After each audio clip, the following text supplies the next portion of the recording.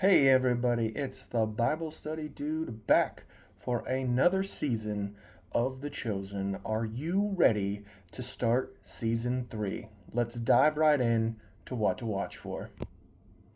So, to kick this episode off, we're going to get a small flashback into Matthew's life.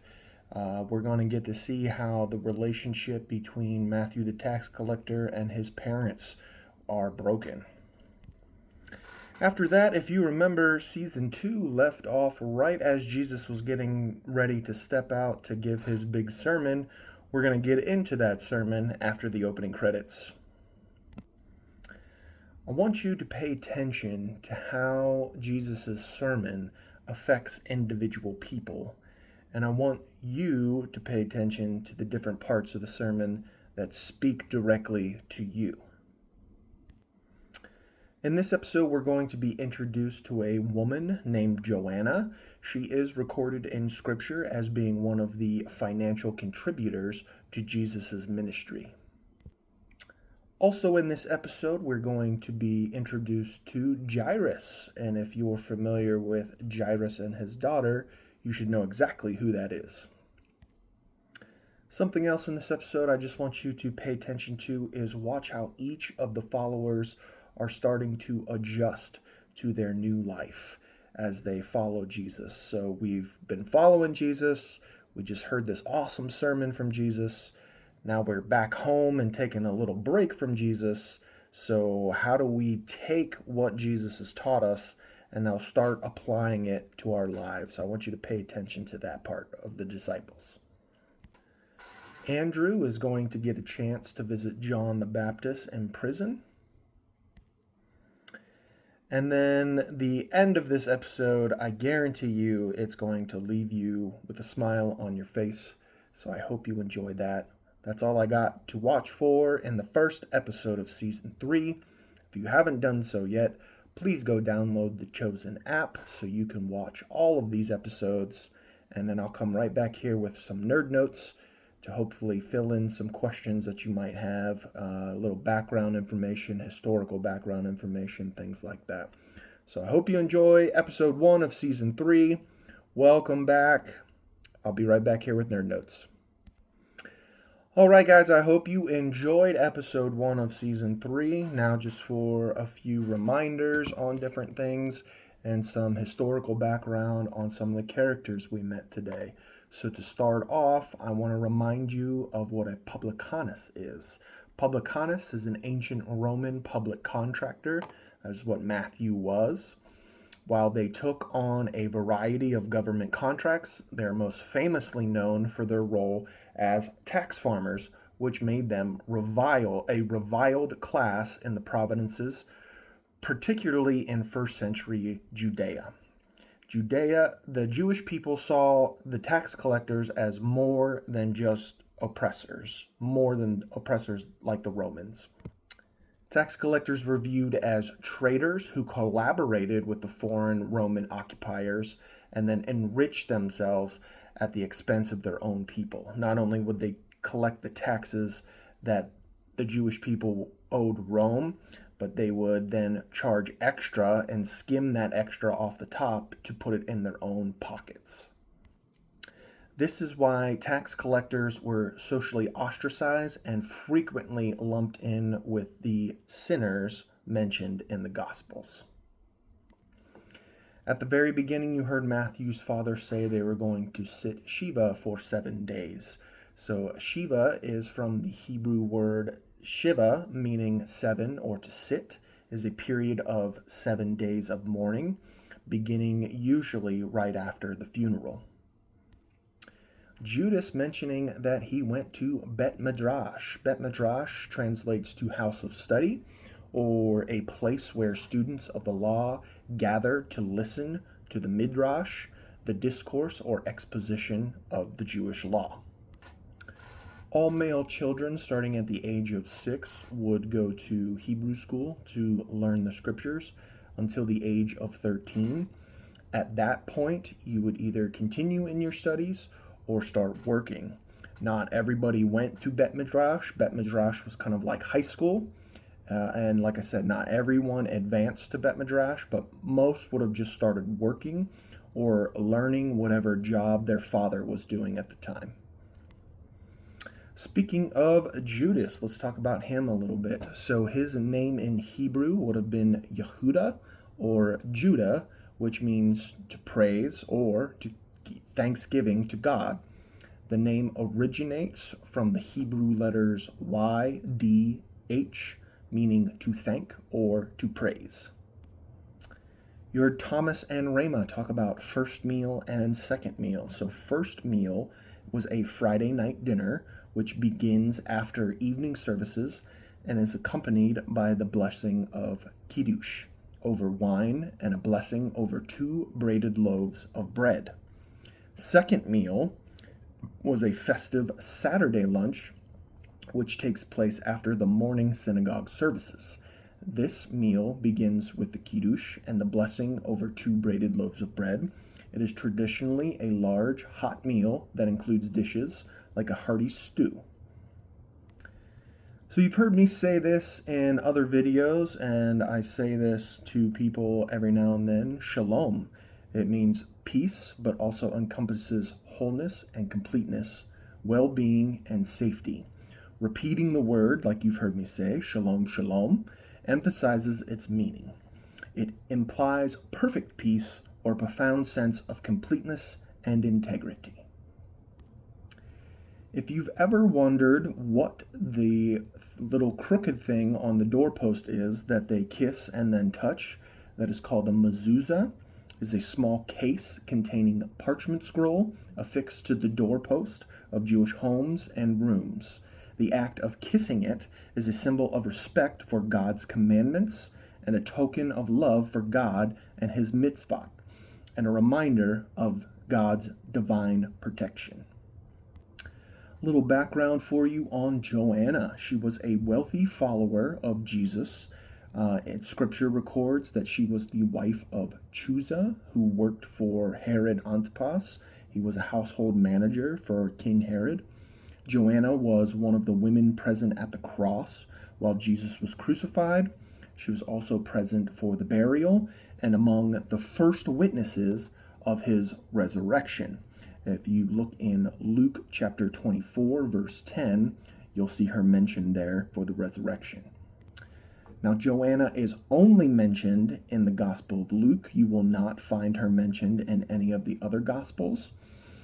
Luke chapter 8, verses 2 and 3, it says that Joanna was one of the women followers who had been cured of evil spirits and diseases, along with Mary Magdalene. So that's my nerd notes. That's a little background for you. Hope that fills in some questions you may have had about things that we have seen so far in The Chosen. Next up, we'll get into our post-show Bible discussion. All right, so like I had mentioned in Nerd Notes, sitting Shiva for 7 days was the Jewish custom when a relative or loved one, like a close friend, has passed away.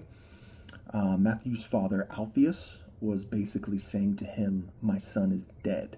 When you heard him tell his wife to cover the windows, put on her veil, that would also be tradition. You would cover up all your windows, cover up all your mirrors.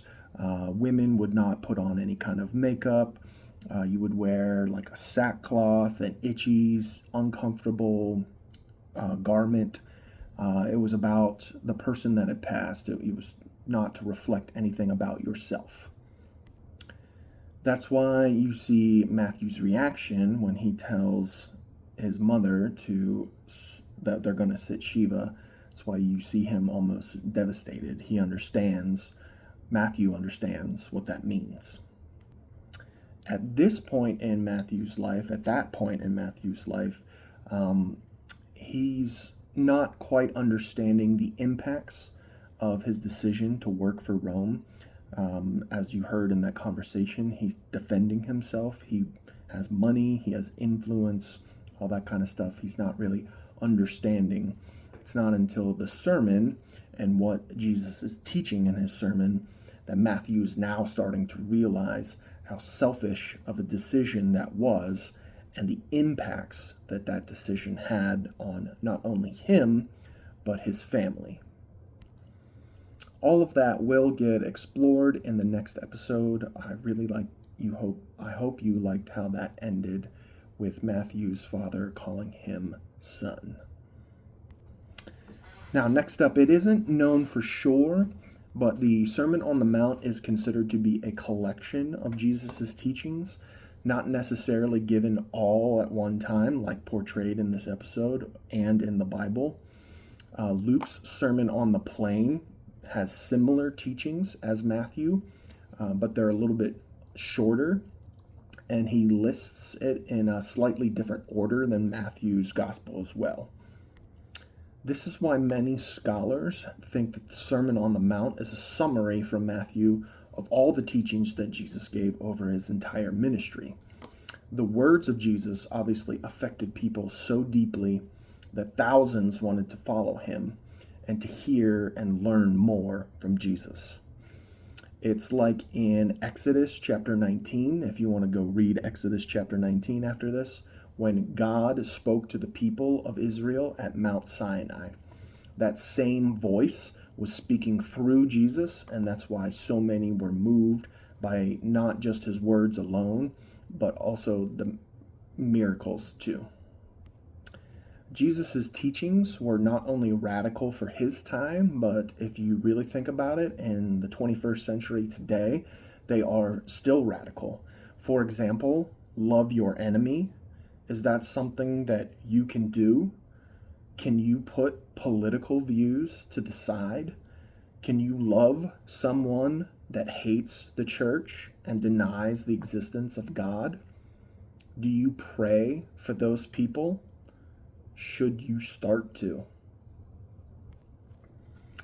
Now, I love and enjoy how the writers introduce and explore Judas with us in this show. Most times, most depictions of Judas, we skip right to the end. We know what Judas eventually does, but with The Chosen, we kind of get to explore the journey of Judas and why he might have ended up doing what he did.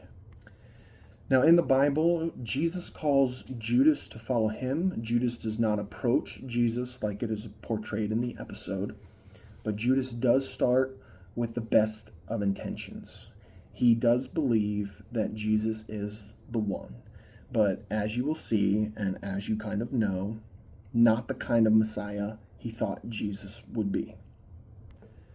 In a way, Judas is the new version of the Old Testament Judah. So Judas's name in Hebrew would have been Yehuda or Judah, like we mentioned in Nerd Notes. Judah in the Old Testament sells off Joseph, the dreamer, of the one with the coat of many colors.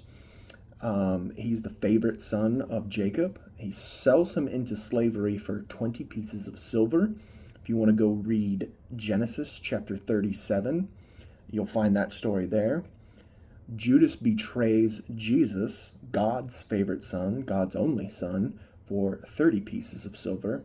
So, like we've mentioned before, we all know what eventually happens with Judas. But for now, and throughout this season, I want you to just pay attention on Judas's passion and his desire to help expand the ministry. Quickly want to talk about Jairus. He was the synagogue leader from Galilee.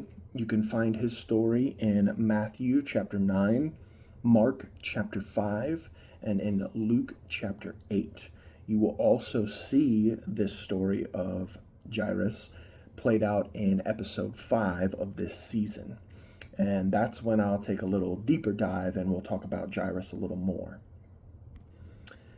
Now, when Andrew was visiting John the Baptist in jail, I love how the prison bars didn't seem to bother him at all. He just kept asking for more and more detail about the sermon, getting more and more excited, all while Andrew's anxiety about John's situation was overwhelming him. Now, John tells Andrew not to be afraid. He quotes the scripture from Isaiah to him and tells him to find the one thing about Jesus' sermon that stuck out to him. And I want to ask you, how many times has that happened to you and when you attend church today? How many times has it seemed like the pastor has been following you around all week and his sermon is just speaking directly to you? God knows what you need, and in those moments, that's why it seems like the pastor is talking directly to you. That is God speaking to you. The only thing you have to do is just seek him out in everything that you do and trust in God's will for your life. So that's all I have for our post-show discussion. Next up in this video will be all the references in the Bible that we witnessed in this episode. So the Sermon on the Mount, you can find that in the book of Matthew. It is all of chapter 5, 6, and 7. You can also find parts of this. It's called the Sermon on the Plain in the book of Luke. It is chapter 6, verses 17 through 49. Joanna, being named as a supporter of Jesus' ministry, is in Luke chapter 8, verses 1 through 3. She's also named as one of the first to tell the apostles that Jesus has risen. You can find that in Luke chapter 24, verse 10. The blessing that Jesus was praying over everyone after the sermon, you can find that in Numbers chapter 6, verses 24 through 26. John the Baptist quoting the prophet Isaiah to Andrew is from Isaiah chapter 61, verses 1 and 2. And finally, Matthew's mother saying to trust in the Lord our God with all your heart, all your mind. That's from Proverbs chapter 3, verse 5.